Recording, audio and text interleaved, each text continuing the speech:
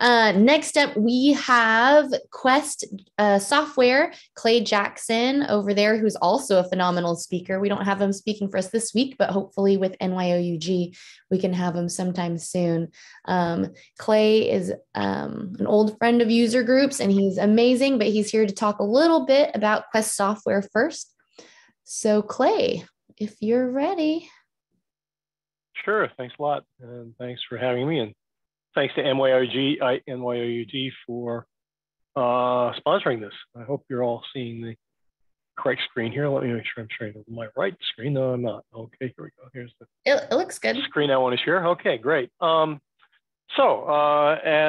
like I said, my name is Clay Jackson. I'm a senior sales engineer here with Quest Software, and would like to talk to you a little bit today about some of the tools that Quest has and brings to the table for data and ERP operations, and how to simplify your environment so that you're free to do more innovation and forward thinking.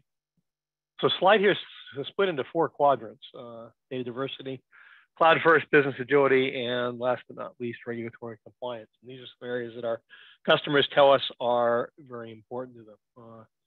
Data diversity, you're likely going to be managing multiple databases and platforms.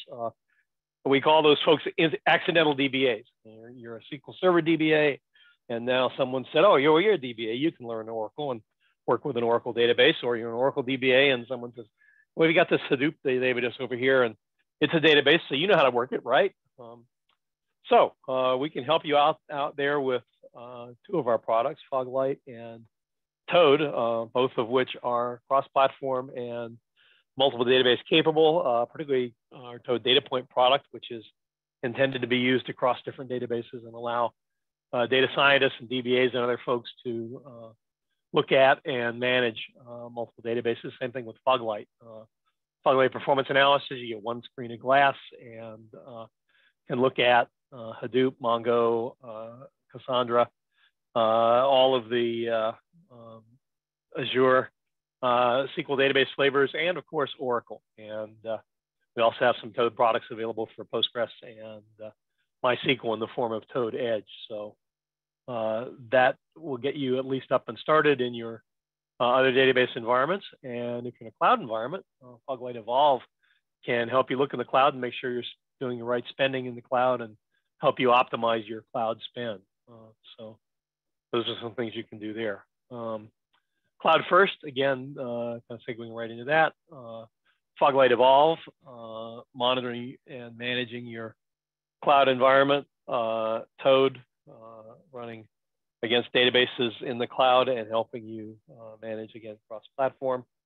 And our SharePlex database replication tool for migrating to the cloud or getting data in and out of the cloud if you need to get your work done there. A lot of things you can do there. You can also use with the DBA Suite Benchmark Factory to test your cloud environment and make sure that you're getting the performance you need and the information you need out of your cloud environment as you were getting it through your on-prem, and then use Foglight to compare performance across those 2 as well. So those were very important. Business agility. You can integrate your database and ERP releases into your CI/CD pipeline to streamline delivery, either in the cloud or on-prem. Foglight, Toad, and Stat all have the capability, Apex SQL products all have the capability to accelerate those release cycles while minimizing risk. You can automate your development tasks and things like version control integration and automatic development and testing with Toad for Oracle or Apex SQL for our SQL Server products. Stat has been used for a long time with PeopleSoft and Oracle ERP solutions to do the same thing, automate your workloads and move your information from one database testing level, from prod to, or from test to QA to prod along that line. So you can do that during your build process. That's very easy here. I think I've lost my screen. Hold on. There we go. Can you all still see my screen? Now I see a Zoom meeting window. Okay, sorry about that. Yeah, my new computer, and it's oh yeah, let's see.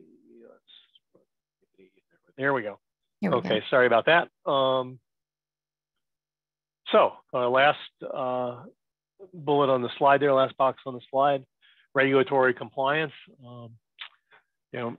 If you're a publicly traded company, you've got Sarbanes-Oxley to worry about.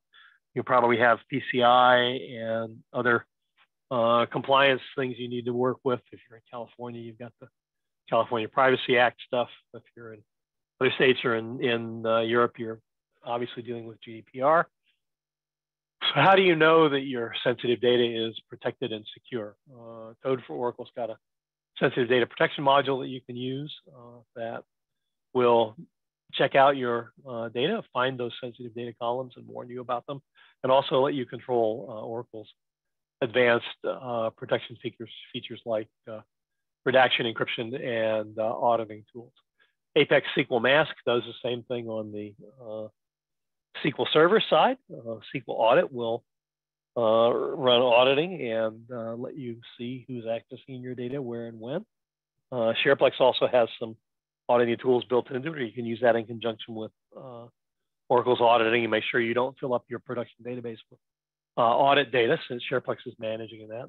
Looking at all of the data is going through your redo logs.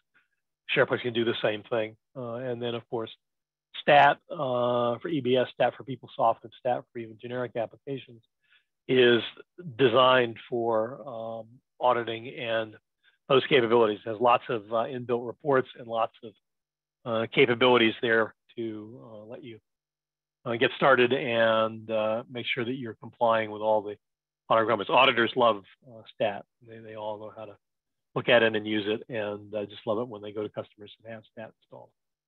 So that's a quick overview of our Oracle products, and I'll return you back to the Viscosity team for the rest of the afternoon. Stay tuned. We've got a nice speaker from Quest. Janice Griffin will be talking about database performance later on this afternoon, and she's always a great speaker and has a lot of good things to say. Thanks a lot, everyone, and have a good conference. Thank you so much, Clay. All right, and just a reminder to everybody, this whole day is being recorded. We are working to splice up the days by sessions and upload them like that for you guys to access. And then we're still collecting slides from all of our previous speakers today, tomorrow as well. So once we gather everything, we'll send it to you via email, how to access everything, all resources in one email per day. All right. So with that, next up, we've got Gary Gordhamer, also one of my colleagues from Viscosity and another Oracle ace. Just like Sean, he's a managing principal consultant for us, so also working and helping our clients every day. I'm super happy to have him here. Gary and Sean both conduct webinars and workshops for Viscosity. So if you like their content and their presentations, definitely follow Viscosity so you can see more of these. We do them for free fairly often, and yeah, it's a great resource. So I'll hand it over to you, Gary. Thanks, Monica. Hopefully you can hear me okay. Yep, sounds good, and slides look great. Okay, thanks everybody. Thanks again for Quest and Corda and New York Oracle Users Group for hosting this.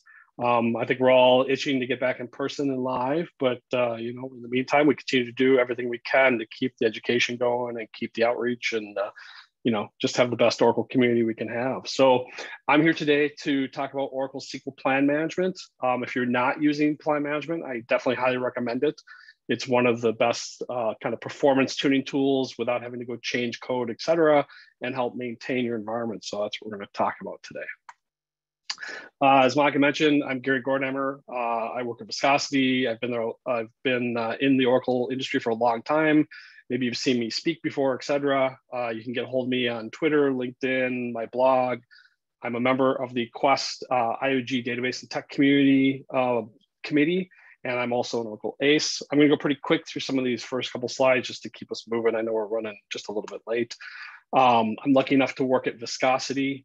We have a number of aces there. It's a great team. So thanks again for coming to our presentations today. And I'm sure you guys heard this earlier, Viscosity can help you in a lot of different areas. We're Oracle Platinum and Microsoft Gold partner, so definitely think of us when you have needs. And then finally, we've merged with AuraPub, so that's where you can find a lot of the presentations, et cetera. As Micah said, the stuff for this week will be sent out. But if you're looking for past stuff, go check out AuraPub. You can get a free login there and check things out. And then finally, I'll mention I have a book coming out. I believe we last said May. I'm not sure when it's coming out quite yet, but on Oracle Database Performance Tuning. So hopefully that'll be out in the wild very soon here. And you guys can all take a look at that. Okay, so definitely during the presentation, please ask your questions, put them in the chat box, Q&A, etc. I'm kind of big now on most of my presentations having some type of demo or code behind it. So all the stuff I'm going to show, there's examples out on GitHub. I do update these pretty regularly for each session. So this is the code for this particular session. So if you want to follow along, you can definitely get out to GitHub with that short link, etc. And I'll just bring that up quick so you can see what it looks like. So this is the GitHub repo. You can go ahead and view the scripts here, etc. If you want to run them, the README has scripts, steps here to run them. Do not run these on any database you care about. Don't run them in your dev or your production or your QA. These are meant for a sandbox. I will run them in a sandbox, but because they're for a demo, some of these scripts will do things that you don't want to do in a real environment, like drop all your baselines for SQL Plan Management, et cetera. So, but feel free to follow along. Feel free to look at the scripts. There's lots of sample code, et cetera. So, that's a great reference, and you'll have these slides afterwards also. And I'll just mention all the code in the slides is formatted for readability. So if you're trying to cut and paste right from the slides, just realize that those may not run directly just because of formatting and things like that, right? So that's why some of the examples in the GitHub are a little more useful. Okay, so just check and see. I don't see anything new in the Q&A. Let's kind of keep moving here. So we're going to talk about performance management, right? Specifically around a SQL statement, right? So you have a SQL statement, it's not performing the way you want. What do we do about that? Well, we can look at the environment, right? Are there bad statistics? Are there missing indexes? Is there something in the system environment that we could change to make the SQL run better? Next, we could change the SQL itself. We could change the joins. We could maybe add a where clause or something to pick up an index, maybe add a hint or something. Third, we could apply a SQL profile. I'm working on another session, hopefully later this year, to specifically talk about SQL profiles. Fourth, we could apply a SQL Plan Baseline, which is what we're going to talk about today.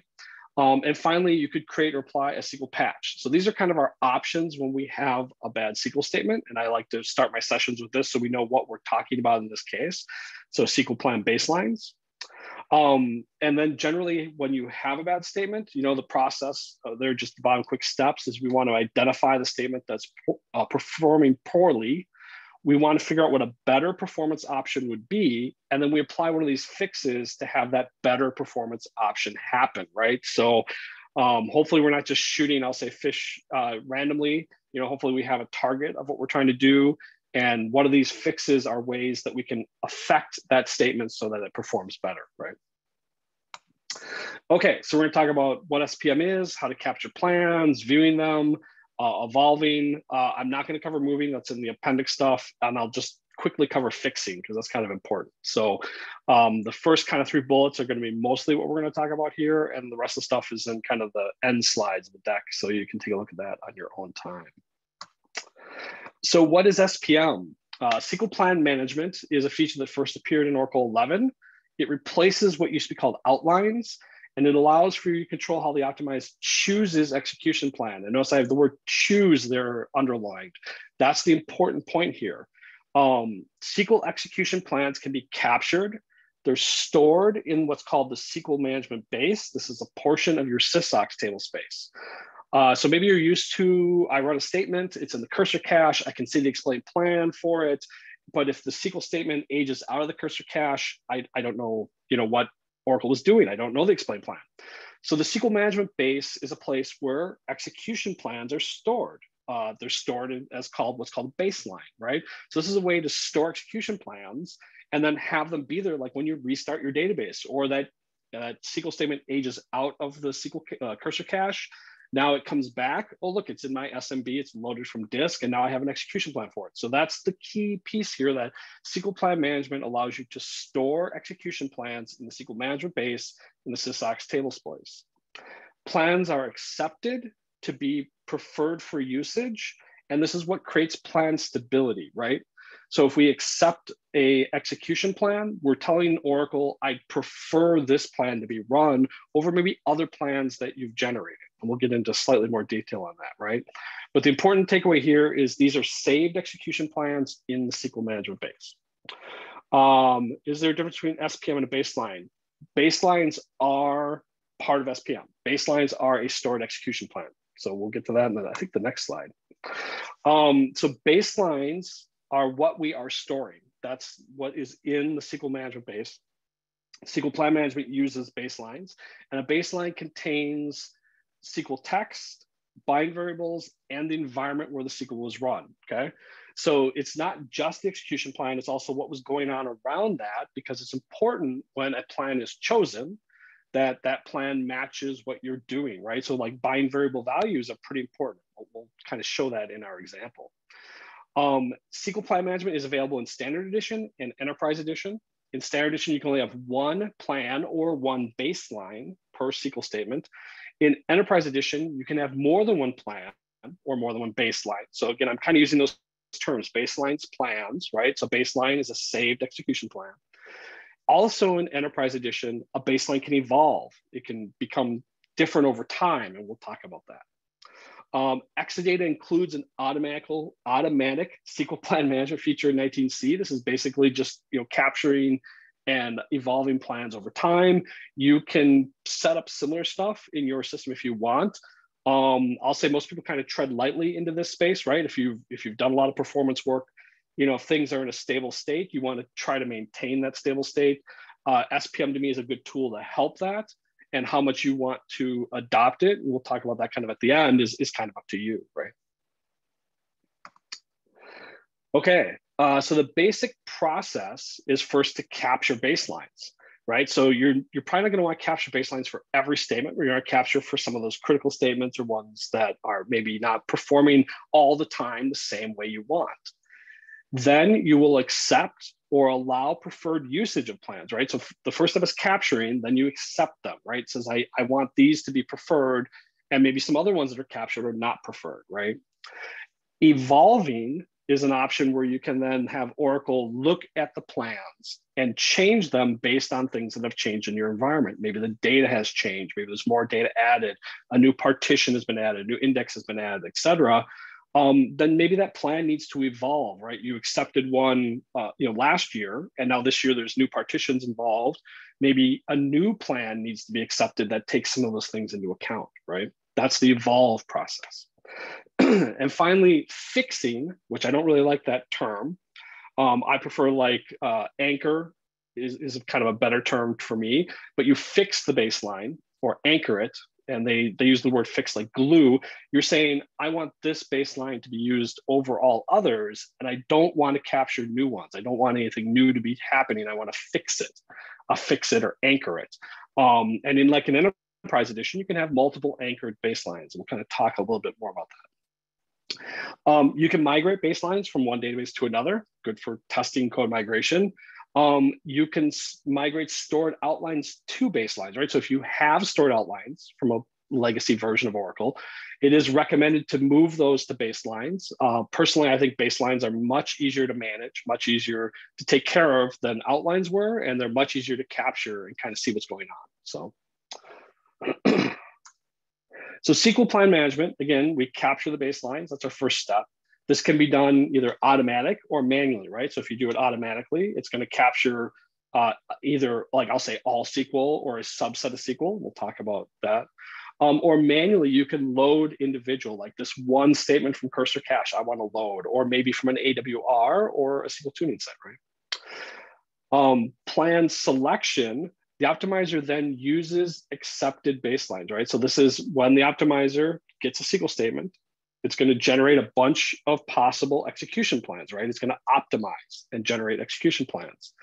Plan management or baselines are going to affect the choice of what it picks.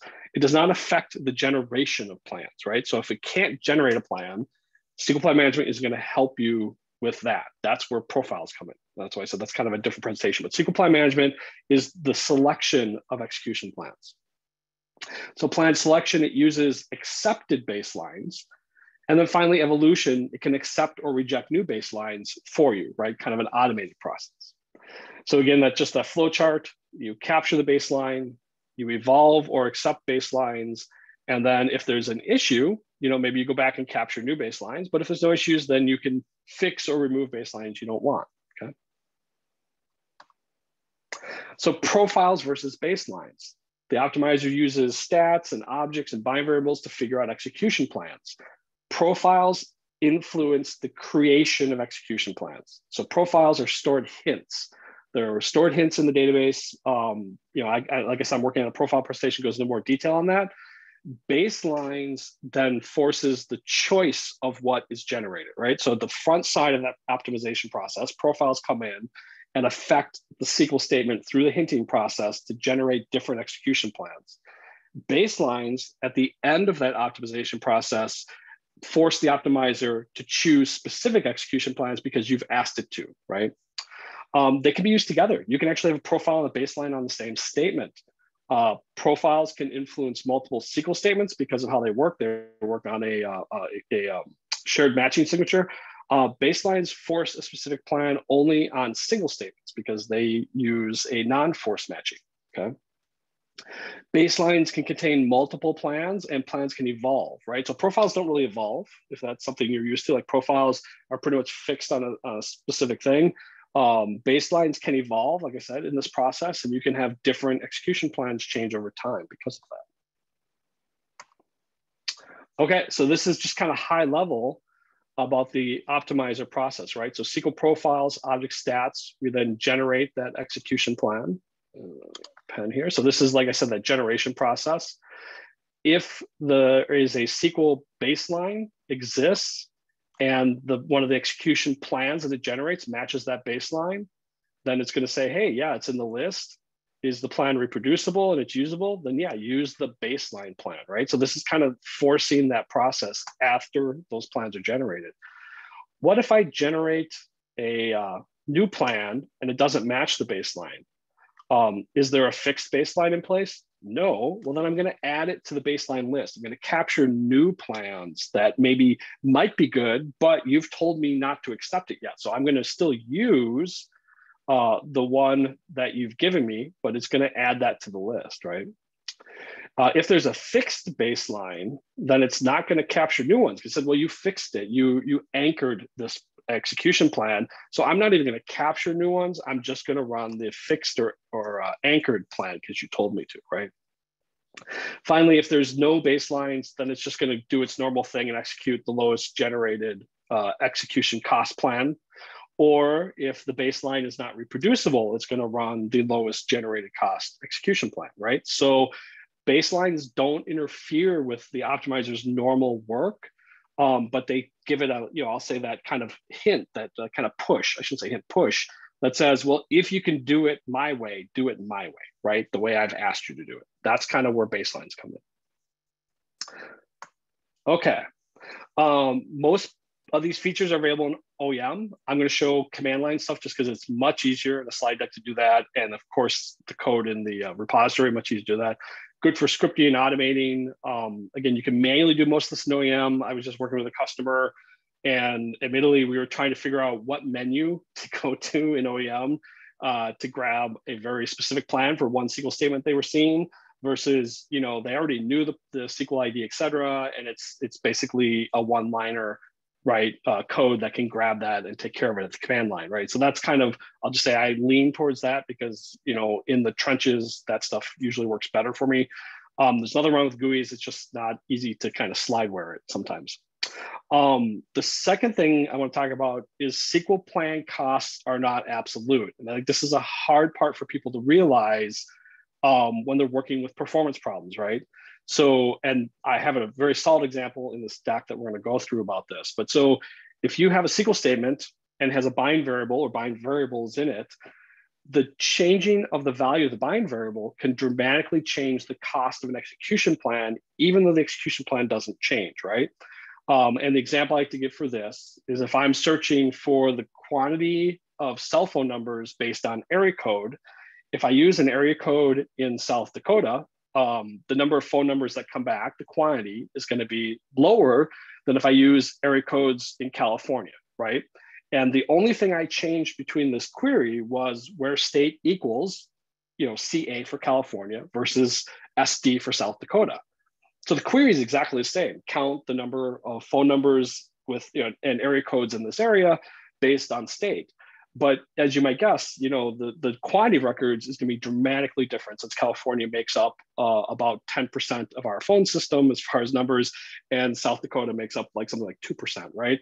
So, just from an optimizer standpoint, how much data I'm getting, right? And Oracle may or may not know, but looking at a execution plan in the cursor cache, generally it's the cursor cache will show the execution plan of the first run, right? So if that statement was run 20 times, the first run was South Dakota, then that's what it's going to show. What was the cost when I did my first optimization? And now you come through and ask for California. It goes, oh, I have a plan for that.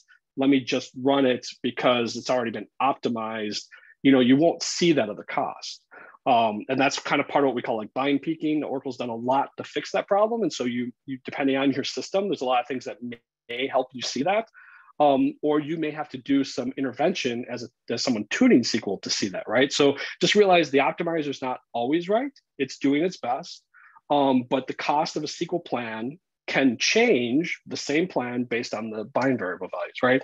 And so here's a quick example of that. So in this first example statement, I have a cost of 553, and it all starts down here because it's going to get one row from this table. And as it walks up through the steps, there's my cost. Now I'm going to change the bind variable I asked for. And you can see, this first one was good. The actual number of rows was 1 versus the estimated 1. Well, now we run it here and estimated rows is 1 because it's the same already optimized execution plan, but the actual was 250,000. But the cost remains the same, right? So this is an example where the optimizer isn't doing its best job. And the reason I bring this up is because baselines allow you to have multiple execution plans assigned to the same statement and be accepted, because this statement could run better with a different execution plan. That's the example we'll go through. Okay. Can Oracle still add plans to baselines if it already has a fixed plan in the baseline? If you fix or anchor, the term I like, but if their term is fix, if you fix a baseline, it will not capture them automatically. You can manually capture more baselines, but it won't automatically capture them, okay? Okay, so let's capture some baselines. You can do this automatically with a database parameter. You can filter by schema or SQL text, or you can set this at a session level, okay? And I use the session level in the demo. Manually, you can load from cursor cache, AWR, or a SQL set. Manually is great. If you want to look in the past, maybe the statement ran differently last week, you can pull stuff from AWR, et cetera. Maybe you can bring that down to a development system or something where you have the same information, right? So there's lots of ways to get a baseline. I'll just mention here, and I've mentioned this in some of my other sessions, like this is why, like before an upgrade, I always tell people increase the number of top SQL for your AWR report, et cetera, right? You want more history because that statement may be running well today, so it won't be in your top 30 SQL statements, but maybe next week after your upgrade, it's running poorly. Well, now you don't have that history. So if you captured more SQL history before you upgrade, then you'll have that, right? So then there's places to get that data, right? So just realize that these tools are there to help you, but you have to set the stage to make that help available. Okay, so let's automate capture. We set this database parameter, optimizer capture SQL baselines true. You can set this at the database level or at a session level. I really don't recommend setting at database level unless you're really controlling things, right? Because it's going to capture all statements in the database, right? I'll capture baselines for all of them. It will not capture system generated SQL, right? Internal stuff. And a statement has to run more than once. And we'll repeat this in the slide, but statement has to run more than once to be captured, just to be clear, okay? The other way, I should say the other way. So when you're doing automatic capture, you can filter what's captured. And that's by setting these parameters, right? So in the SPM configure package, you can set parameters. And I think the next slide, I have very concrete examples of this. If not, it's in the appendix. Sorry, my slide sorter, there we go, is off the screen. So this is an example where we're going to capture text, capture SQL statements where the text contains test underscore only, okay? Allow equals false. We're going to exclude statements that have the text test underscore only, right? So you can include or exclude with a filter. In this example, we're excluding based on the text, okay? You can also capture like by schema name. So maybe you only want to capture the reporting schema or something like that, right? So you can also filter on the schema. And you can view the current capture filters by looking at the DBMS SQL Management config, okay? And you can turn these on and off and change them around, et cetera, right? But just watch what you're doing. If you've set a filter and then you're trying to capture something, the filter might be blocking you, right? So that's an example that I've seen is I was trying to capture a baseline. I had set a filter and my baseline is not getting captured. And I was beating my head against the wall for 15, 20 minutes. And then I finally looked at the parameters. And it's because I had set a filter that was excluding what I wanted to capture, right? So here's an example of looking at those parameters. So here's that SQL text. And notice it's like, so this was an include. If you had made it an exclude, it would say not like, right? So it's kind of building the filter for you. When you're doing these filters, there can be some trickiness. So I have some more examples in the appendix on some of this stuff, but just realize, obviously double quoting and things like that can be a little tricky on some of these things. You'll also notice like the auto SPM involved task, and I'll just mention here, and I think I mentioned this again on another slide, this task interval and max runtime. These are things for if you're going to use some of the auto tasks, how you can modify those parameters. Again, if you're not seeing something be captured that you expect, it has to be executed twice, so it's repeatable, and it has to be a non-data dictionary SQL statement, right? So anything you're hitting your data dictionary, it's not going to capture. Yeah. I don't see any open questions right now. We'll just kind of keep moving. I had the demo, so let's go ahead and capture a baseline and get a demo here. Okay, so again, this is me just running through exactly what's in the GitHub repository. I'm going to start. I already have my environment set. And we're going to set up our lab. And this creates a,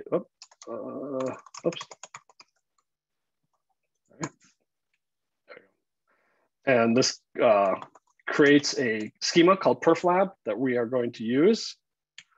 So now we will connect perflab/perf $lab, and we'll create our tables for this. Okay, and there's two tables, T1, T2. Sets all that up.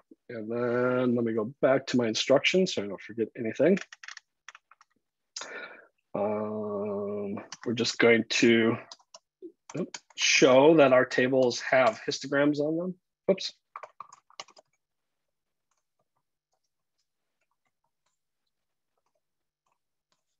Okay, so we have our two tables. You can see they each have 500,000 rows. And this is just a summary for the first 5 buckets. You can see that this does have histograms on it because there's at least 5 buckets. If they didn't have histograms, there's only be 1 bucket for this. And you can see there's endpoint values, right? So just showing there are histograms on these 2 tables, okay? And we're gonna make sure there are no baselines. So there's no baselines currently in the database. And then we're just gonna run our first test 1 script. It's going to go ahead and run a statement here. Okay. First, we alter our session and capture baselines to true. Then we're going to run our query. Again, I have it formatted here just for visibility, and then it runs it in a way so that when we run the statement each time, we get the same statement, right? So formatting doesn't mess it up. And you'll see it returned one row. It's a count, but it's basically saying we basically had one row come back from the table. It ran very quickly, small amount of data, lab system. We run it again. This is to make sure we get a baseline captured. And then we do an explain plan. And I just want to, the only thing you need to really worry about here is this is a nested loop plan, right? So this is one row, so nested loop is quick and our cost is low. And then you'll see that it actually generated a baseline already. The explain plan is saying the baseline was used for my explain plan here because it's out there. And now if we query that SQL Plan Baselines, we have a baseline generated.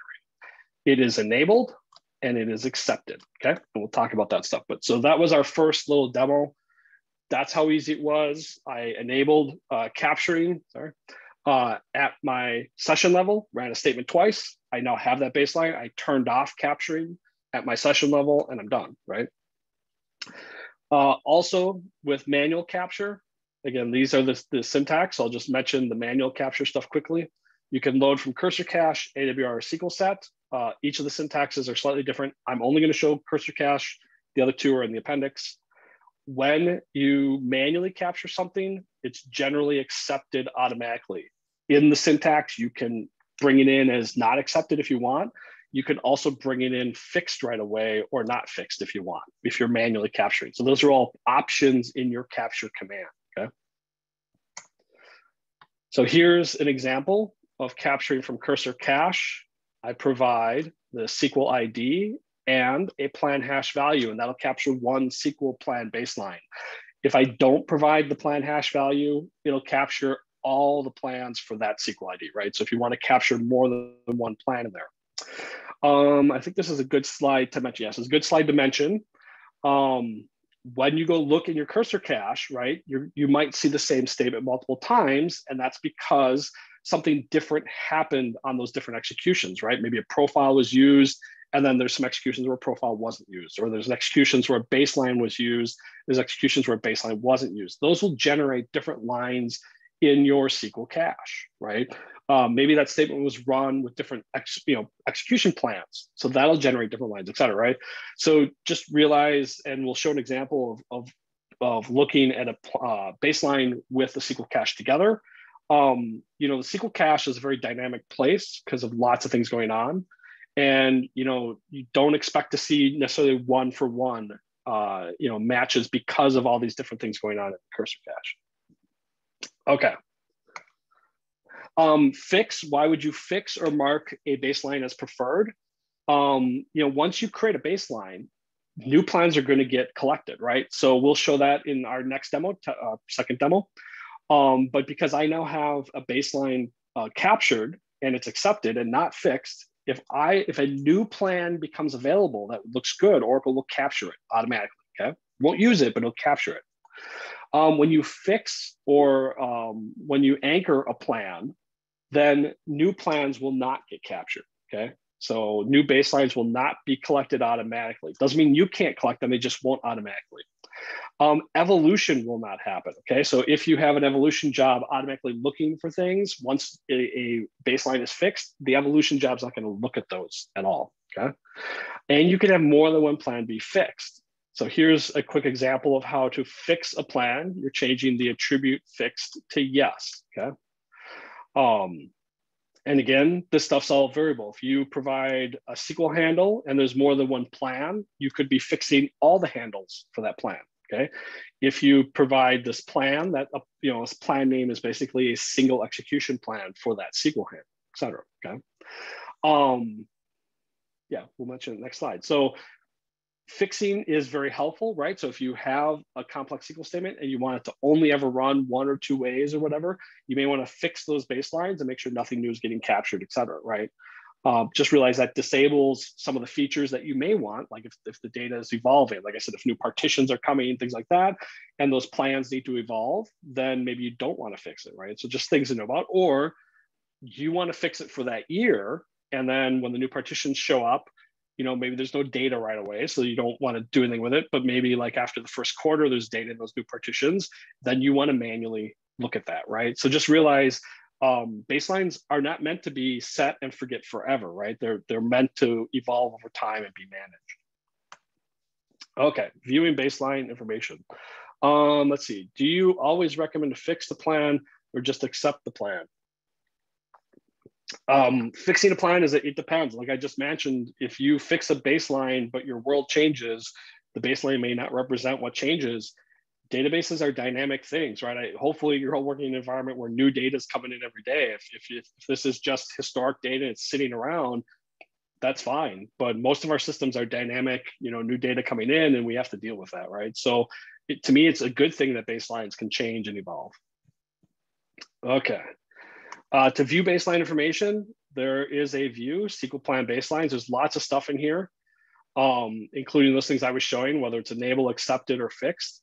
The optimizer cost here, this is the cost when the baseline was captured. This is not constantly updated. This means the moment you captured that plan from the cursor cache, this is what the cost looked like. The same with all these other metrics. This is what it pulled from cursor cache the moment I captured it. It does not update this stuff. This gets updated the last time the baseline was executed. Some of those things get updated, but some of this other stuff does not. Also note, we're basing this on SQL handle. You will not see the SQL ID in here because it's based on SQL signature, not SQL ID. So matching the stuff is a little bit more complex. So enabled, can this baseline be used or not, right? So I'll say enabled is kind of that human flippable switch. That's the easy one for us to turn something on. So we can capture some baselines, say enabled no. If they're not enabled, it won't try to evolve them. It won't try to use them, et cetera, because we kind of put that human intervention there and said, I don't want this enabled. Accepted means the baseline can be used because it's either been tested or you manually went through some kind of acceptance process, right? So accepted is to me more that automated switch. That's the evolve task accepting it, or I captured it and it was accepted right away when I captured it, et cetera. But that to me is the difference between these two. Enabled is more that human, I want to manually enable or disable something. Accepted is more the automated. To get used, a baseline has to be enabled and accepted. Okay, has to be at least those two on yes. Fixed is the baseline anchored, right? That's the third state it could be in. And that means then, yeah, if this is the fixed baseline for this SQL statement, this signature, then it's not going to capture new ones, et cetera. There is some performance data, but again, that's collected at the time the baseline was created. It's not constantly updated. And then there's some timestamps, which again has some helpful information like the last time it was used. Maybe this baseline's in place, but it hasn't been used in 6 months. So, maybe that's something we can clean up. There's a lot more in there to look at, but this kind of gives you an idea of what's there. Okay, is that baseline being used? So the $SQL, the cursor cache, has a column to show you if that baseline is being used also, right? So there's the SQL Plan baseline in the cursor cache. So if that execution of that statement was affected by a baseline, then it'll show the baseline being used. And this is why I mentioned before, you may see that SQL ID and you may see a line that says SQL Plan baseline blank, and then another one that says SQL Plan baseline's filled in. Well, that means at least one execution occurred where the baseline wasn't affecting it, and there was execution that did. And that's why there's so many other columns to look at on the cursor cache to see like what session was it, what user was it, did they have a session level setting that disabled baselines, et cetera, right? So there's so many ways that things can happen that you have to look into more detail. But you can tell at least if that cursor cache execution did use a baseline, right? You can also rename a baseline. Right, so this baseline name is kind of auto-generated. Maybe you want to put the SQL ID in there, right? So you could rename that. So here's an example of one where I've renamed it. Again, statements matched by signature, not SQL ID. And if you're using force matching on your system, that means different SQL IDs will match, right? So don't do this because you think it's going to be an absolute thing, but if it makes it easier for you to find it, it's definitely maybe worthwhile to put the signature into the name. And so here is an example of renaming a SQL Plan baseline. You can change the attribute, the plan name, and you can put whatever name you want in there, right? So like here's an example of where I added the SQL ID. Just realize that's not going to make it match by SQL ID. That's just me putting a human readable name on there. Okay. Oh, yes, thank you. I do like the term anchored versus fixed. Fixed to me makes it sound like it's broken and I'm fixing it. Maybe it's just an English thing for me. Yeah, so anchored I think is a better term. Okay, so how do I map a baseline to the SQL ID? Well, again, baselines have plan names and SQL handles, right? So the SQL handle, you can have multiple baselines with the same SQL handle and then different plan names, right, for each baseline. So the SQL text is one way, right? You could just match the SQL text column between, $SQL and the SQL plan baseline. This can be hard to match. You definitely watch out for bind variable syntax. And if you're exact or force matching of signatures, that's going to affect that, right? The signature column is the recommended way, right? But again, you have to know what your cursor sharing setting is so that you're matching the right signature. And then finally, I mentioned that $SQL plan baseline, $SQL table view, has the SQL plan baseline column on it. You can match through that if it's getting used. To find ones where it's not getting used, you can't match with that. You're going to have to use like signature or SQL text. Okay. Again, signature is the recommended method. And here's an example where we're looking from $SQL and we're joining the $SQL signature to the baseline signature, right? This is an example where we're using exact matching. If you're using force matching, then you have to use the different column on the $SQL table, okay? So you can match the stuff and look up, and you may want to do reports or something and look later and see like, hey, do I have a baseline that's not getting used? And then maybe figure out why, right? You're at W3. Sorry, Siri seemed to wake up for a second there. Okay, so viewing that plan from that baseline. So here's an example. The other nice thing about the baseline is it is a stored execution plan. Maybe you'd like to see what that execution plan looks like. So here's an example where there is a DBMS xplan function that you can say, give it a baseline name, and it'll show you the explain plan from the baseline, right? And so when you run that, you will get syntax like this. And do I not? Oh yeah, that's what this is joining those and bringing the plan table output, right? So this is kind of a 2-for-1. We're joining the $SQL area and DBMS explain plan and doing the explain plan from it because I wanted to look this up by SQL ID. You can also just directly pull the plan table and pass in the SQL handle, right, from the SQL baseline, right? This is just an example of me wanting to look it up by SQL ID, sorry.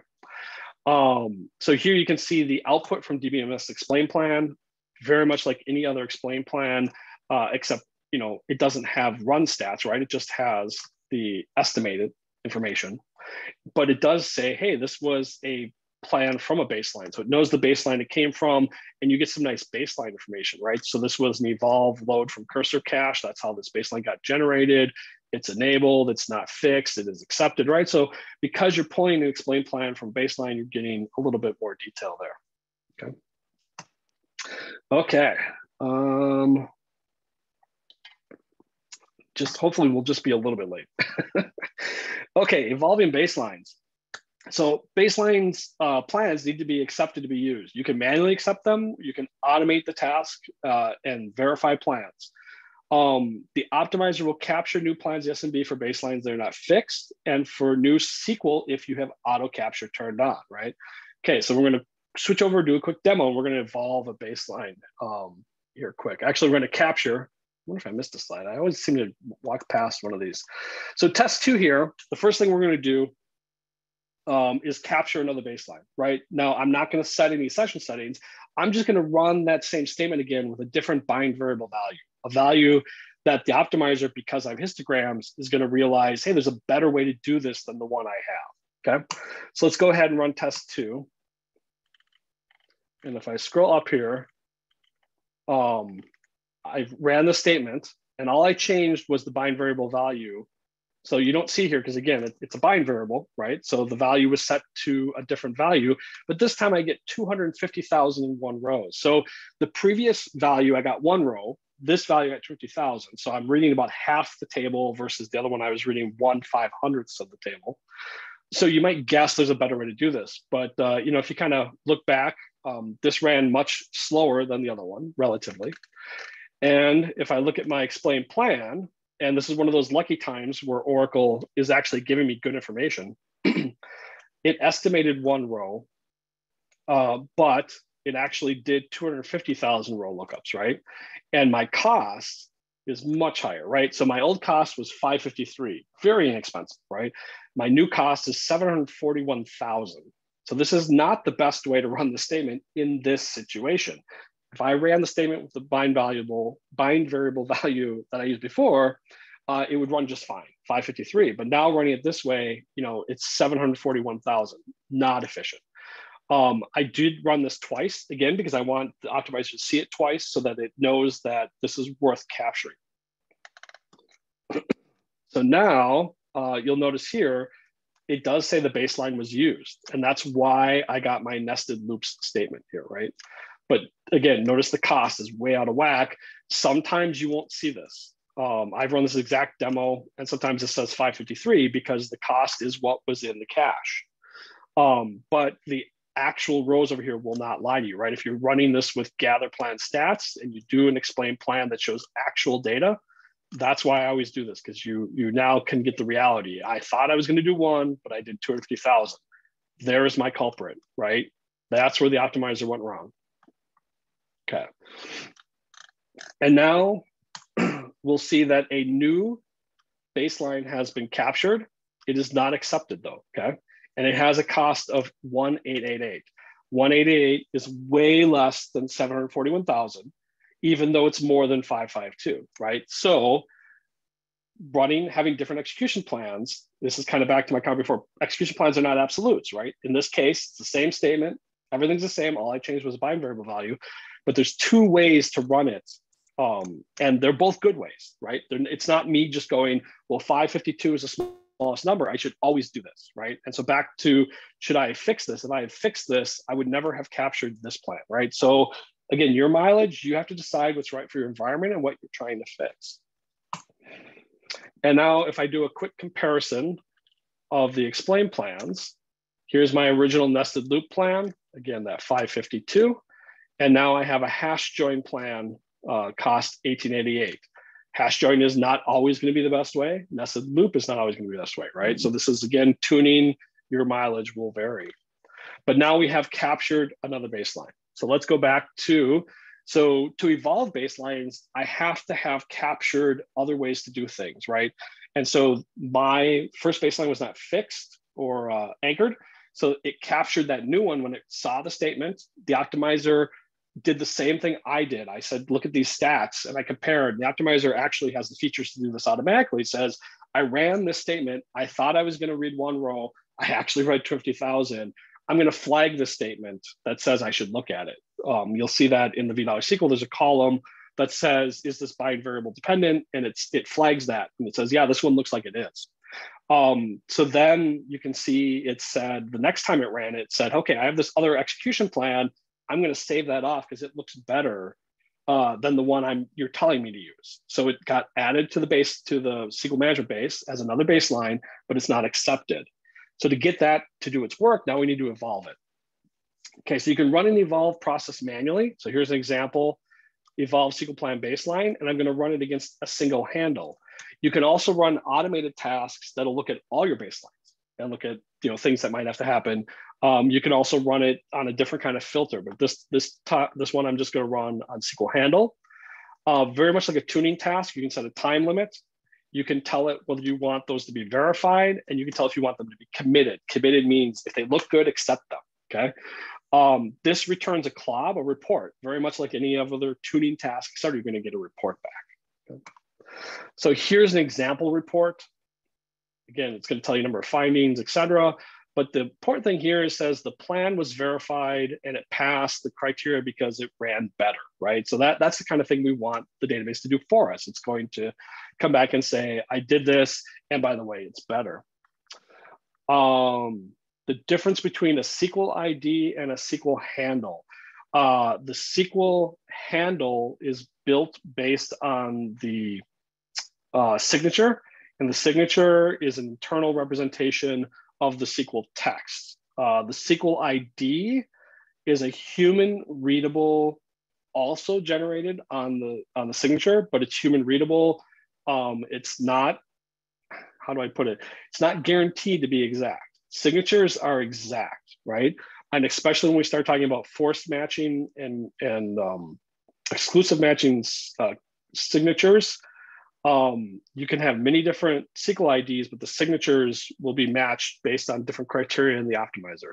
Whether it has replaced bind variables out with static variables with bind variables before it does the signature generation, right? So the SQL handle is the way that the SQL management base labels a SQL statement. It gives it a SQL handle. I don't believe, I'm just going to jump back here, because I think we have an example. The SQL handle, again, they're trying to be semi-human readable. This is not exactly the signature, but it does generate it based on it. So Oracle, yet again, chose another way to name things. SQL handles show up in your SQL management base. I believe you'll see a similar terminology in the SQL tuning, SQL statement sets. You'll see a SQL handle in there as well. Okay, so let's get back to our evolving. So the report is what you're going to get back, tells you whether it did what you wanted. And then we'll do a quick demo here, and you'll see what, if you evolve and you commit it, it'll go from not accepted to yes accepted. We'll finish our demo. We have just a couple more slides and we will be done. So let's run test 3. This one's just going to run on evolve job on that one SQL handle. I'm going to scroll up here and we'll see that very similar to that report I showed on the screen. One plan process, 2 findings. Here's the original plan. Here's the plan it tested. You can see it's pretty dramatically faster, right? Again, these are small numbers, but 0.21 to 0.04, we're still talking 75% faster, right? And then dramatically lower cost, right? 741,000 to 188, much lower buffer gets, et cetera, right? So it does a pretty good job of telling you why it thinks it's better. And then it gives you the explain plan differences, right? So we already went through the nested loop versus hash join, but it gives you that in the report. And then we look here and we can see we have moved that one to accepted now, right? So it went from not accepted to accepted. The evolve job did that because I said commit. If you think it's good, commit it, okay? So now we're gonna go ahead and run our statement again. This one returns 1 row, okay? So 1 row should use the nested loop. Oh yes, it does. It uses the nested loop and it used the baseline, okay? So we have 2 baselines for the same statement with different execution plans. In this case, the nested loop was the best plan. Oracle used it. In the next case, I'm gonna run it with the other value. We get 250,000 rows, and I apologize for the wrapping, but you'll notice it used the hash join execution plan. Cost much lower than the other plan in this situation. And the explain plan says it used our other baseline, right? So execution plans are not absolute. Baselines allow you to prefer multiple ones. And Oracle, because not just the execution plan, but the bind variable values and the environment around it is also part of that baseline. It knows when to use one versus the other, right? So this is really awesome, right? You can be more granular with your tuning and you can help Oracle do what you want in times when it's not doing what you want. Okay. You can also have an evolve task look at something like the automatic workload repository, right? So maybe you're like, this ran better last week. Well, let's go have the evolve task look at this statement, but look in my AWR. Maybe there's a better plan in the AWR it can pull out for me, right? So it'll look for better plans also. You can have multiple sources, cursor cache, SQL tuning sets, workload repository, and you can use the plus sign.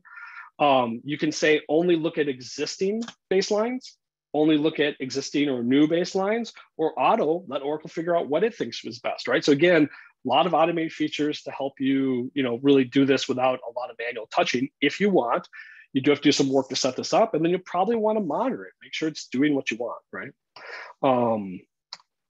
So let's get to some final thoughts here since I'm 7 minutes over, but I know we're all running late today.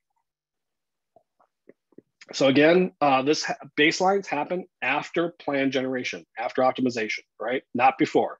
Profiles happen before, baselines happen after.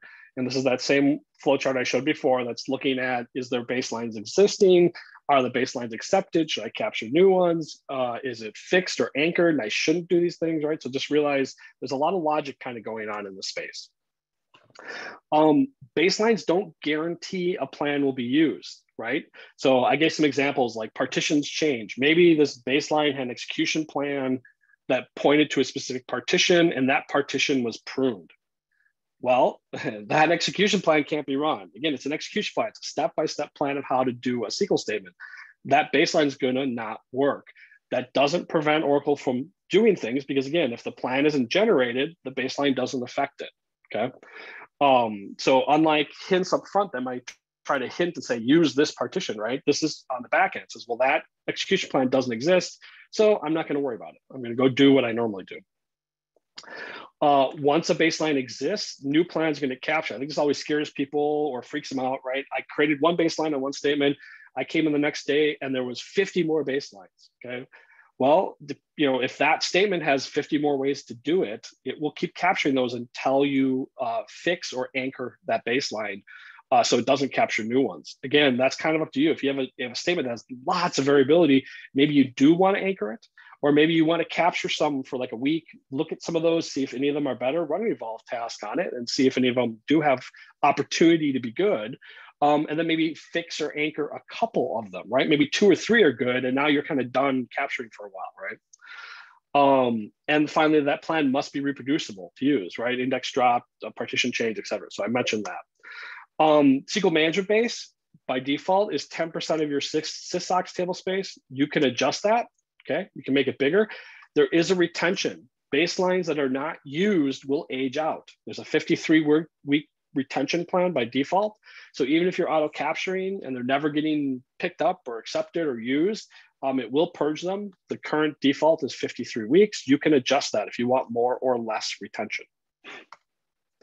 So how do you use baselines? To me, they're stored execution plans. I think that's great, right? In the past, to store an execution plan, I had to go pull a report and save it off or use something like an outline or save all those hints or something, right?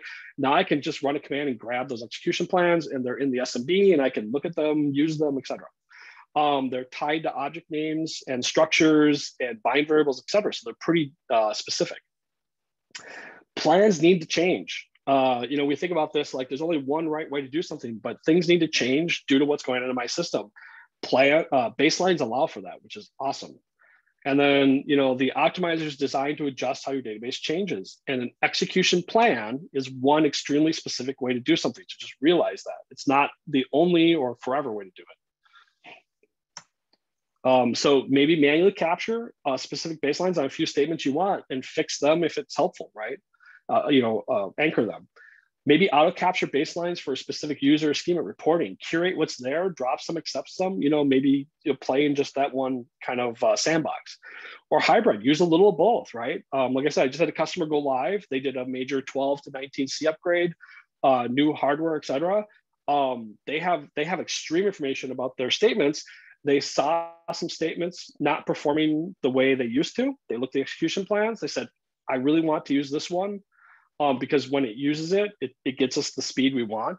So they went ahead and grabbed, in one case, they purged that statement, ran it again, it got the plan they wanted. They grabbed that plan and then used the baseline so it didn't, change, it didn't mutate in the optimizer.